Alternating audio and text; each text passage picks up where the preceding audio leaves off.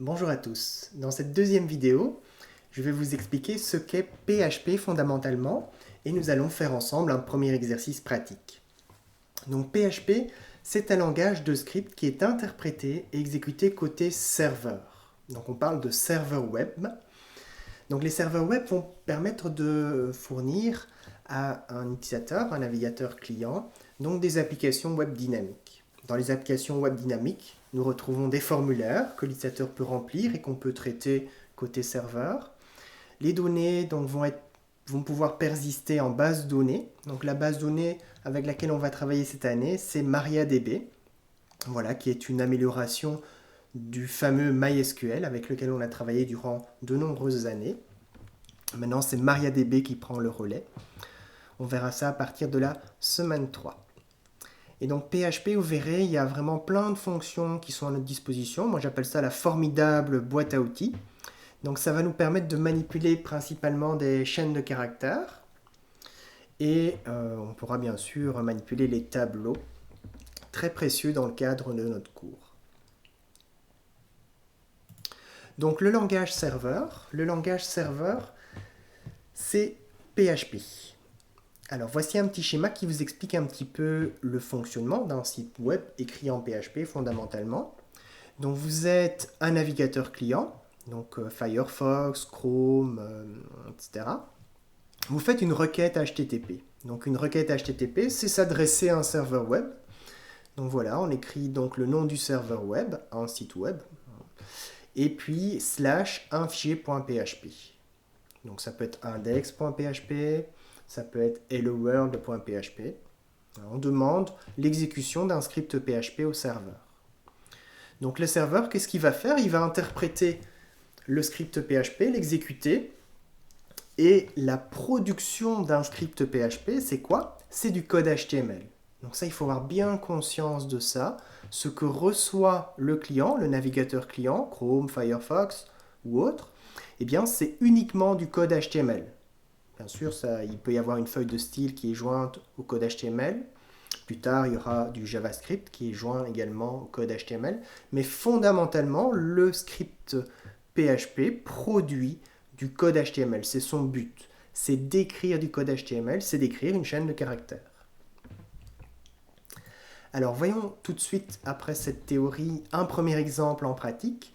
Et ce premier exemple pratique va être déjà très pro. Très pro dans le sens où le code se trouve sur GitLab. Donc dans le groupe 6i1-php, c'est l'exercice 1 qu'on va pratiquer ensemble. Donc je vais vous montrer comment faire un clone de cet exercice 1 à l'aide d'une commande git. Et on va le cloner donc en local dans WAMP64 www et on va créer un petit répertoire 2021 pour accueillir tous nos exercices, dont l'exercice 1. Je vais vous montrer comment pratiquer clone. Donc la première commande git qu'on voit, c'est git clone pour donc faire la copie d'un ce qu'on appelle un repository, donc distant, donc un exercice qui est disponible en ligne pour vous, pour nous, programmeurs. Une fois qu'on aura cloné l'exercice 1 à l'aide de Git, on pourra ouvrir le navigateur client et par exemple taper dans l'URL PHP 2021. Donc ce PHP 2021, c'est ce qu'on appelle un virtual host et ça va être créé sur la machine locale jouant le rôle de serveur web. À l'intérieur, on va retrouver donc l'exercice numéro 1, mais donc on écrit dans l'URL un / pour appeler cet exercice numéro 1. Alors, allons-y, c'est parti pour la pratique. Donc je suis sur GitLab Vinci, dans le groupe 6i1-php/1, je retrouve donc les fichiers qui constituent l'exercice numéro 1. Dans l'exercice numéro 1, il y a un seul fichier, Hello World, qui se trouve donc dans un dossier qui s'appelle 1. Et donc on va devoir le cloner dans notre environnement de développement. Donc pour ça, vous avez un gros bouton clone. Le gros bouton clone vous donne simplement la possibilité de cloner, donc de copier l'URL qui permet de cloner donc cet exercice.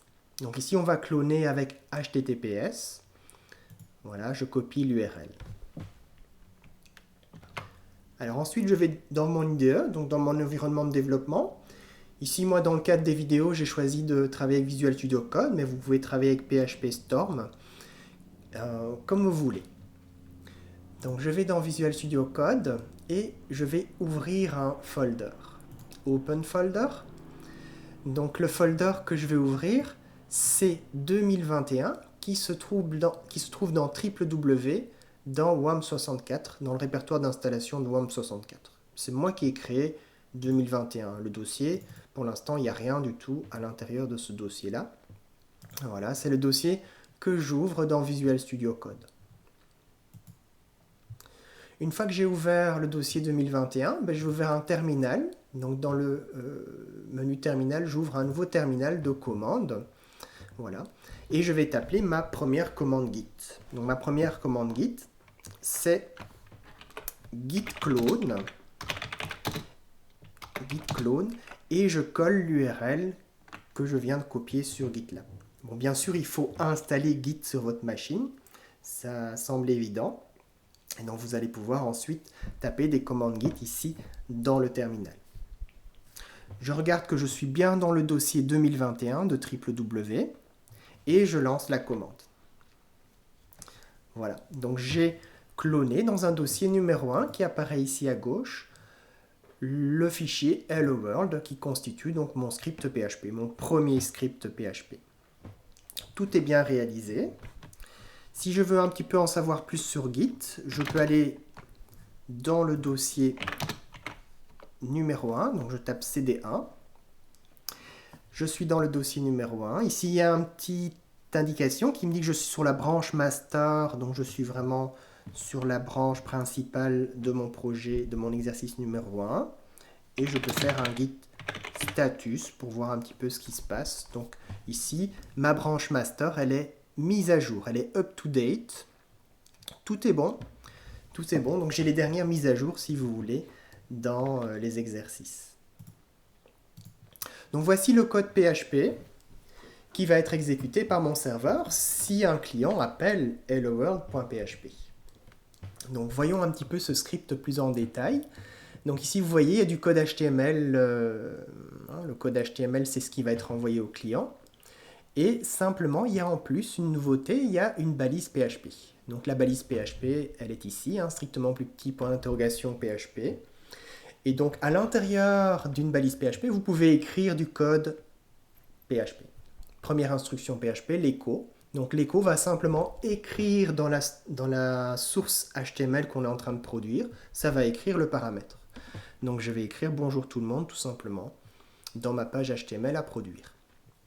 Je vais écrire nous sommes le. Ce nous sommes le, il est écrit grâce à l'HTML pur. Et ensuite ici il y a une nouvelle balise PHP. Donc nouvelle balise PHP, je peux écrire une instruction PHP echo.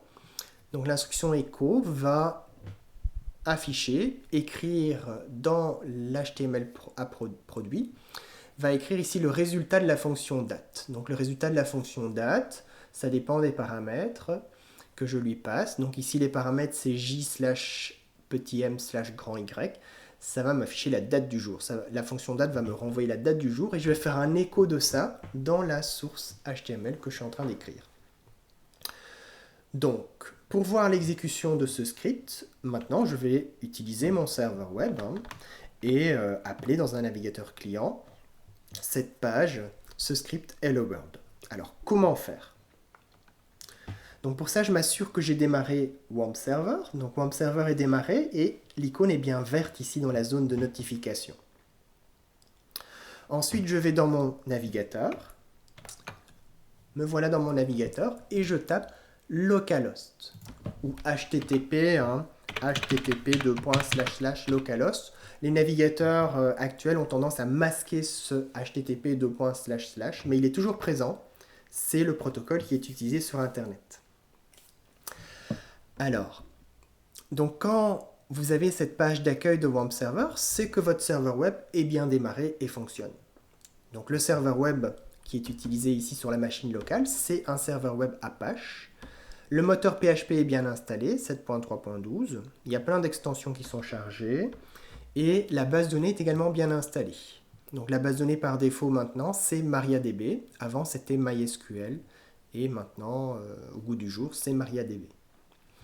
Vous pouvez cliquer sur PHP Info pour voir que le moteur PHP tourne bien. Si vous avez ces informations-là, c'est que c'est le cas.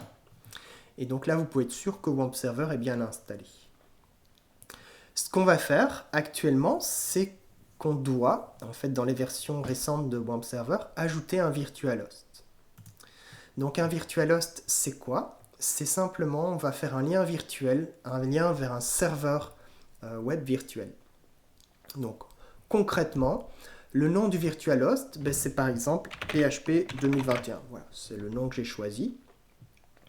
Et le chemin absolu, le chemin absolu, c'est là où vous allez copier tous les exercices de cette année-ci. Donc sur ma machine, c'est sur f:/wamp64. Chez vous, ce sera peut-être sur c:/wamp64/www. On garde toujours le www. C'est un peu historique, hein, World Wide Web, la racine de toutes les applications web. Et je crée une grosse racine qui correspond à mon virtualhost. Donc j'ai appelé ici sur mon disque 2021. D'accord? Ce 2021-là, il correspond bien au 2021 qui se trouve dans mon explorateur de fichiers Windows. Ici, au passage, vous voyez que après mon git clone, j'ai bien maintenant un dossier numéro 1 qui contient donc le fichier, le premier script PHP Hello World. D'accord?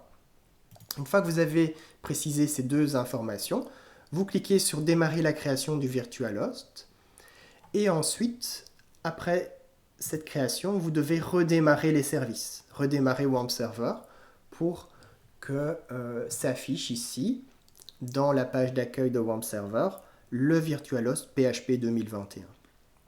Donc voilà, je peux cliquer maintenant sur le virtualhost PHP 2021. Qu'est-ce que je vois dans l'URL? Je vois que dans l'URL, en fait, mon serveur web, voilà, mon serveur web virtuel, il s'appelle plus localhost, il s'appelle PHP 2021. Voilà. Localhost étant la machine locale, ici PHP 2021 étant mon virtualhost, ma machine locale virtuelle de développement web. À l'intérieur, vous voyez qu'il y a un dossier numéro 1. Si je clique dessus, je vois le fichier PHP qui s'y trouve.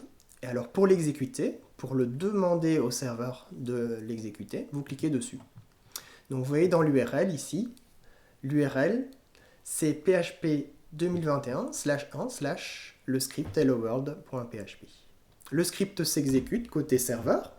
Le serveur répond au navigateur client quoi? La source HTML. Et la source HTML s'affiche dans le navigateur. Bonjour tout le monde, nous sommes le 19 janvier 2021. Vous pouvez faire un clic droit, code source de la page. Donc vous voyez ici dans le code source de la page, ce n'est que de l'HTML. Côté client, on n'a que de l'HTML. Il n'y a pas du tout la visibilité du code PHP. Le code PHP, il est réservé aux développeurs web qui ont accès au code source qui se trouve sur le serveur. Donc voilà pour la démonstration pratique de ce premier exercice. Je vous invite à le refaire, ce premier exercice, donc à faire le clone, la création des répertoires, la création du virtualhost, et de voir que tout fonctionne bien à l'aide d'un navigateur client. Les premières notions de base que nous avons vues que nous avons découvert à travers cette première vidéo, c'est le passage en mode PHP, qui permet d'écrire des instructions PHP à l'intérieur de la balise PHP. L'instruction echo, qui permet d'écrire tout simplement ce qu'on passe en paramètre à l'écho dans la source HTML qu'on est en train de produire. Et la fonction date. Donc la fonction date permet d'obtenir la date système, permet aussi d'obtenir l'heure système. Pour ça, il faut changer les paramètres qu'on lui passe à la fonction date. Et alors vous avez ici donc la manière que je recommande de consulter la documentation PHP. Donc la manière simple, c'est d'écrire php.net dans un navigateur, / le nom de la fonction dont vous souhaitez avoir la documentation. Voilà, j'espère que ce premier exercice vous a donné un bon aperçu de Git, de PHP, et nous nous retrouverons pour la suite dans une prochaine vidéo. Bonne continuation à tous!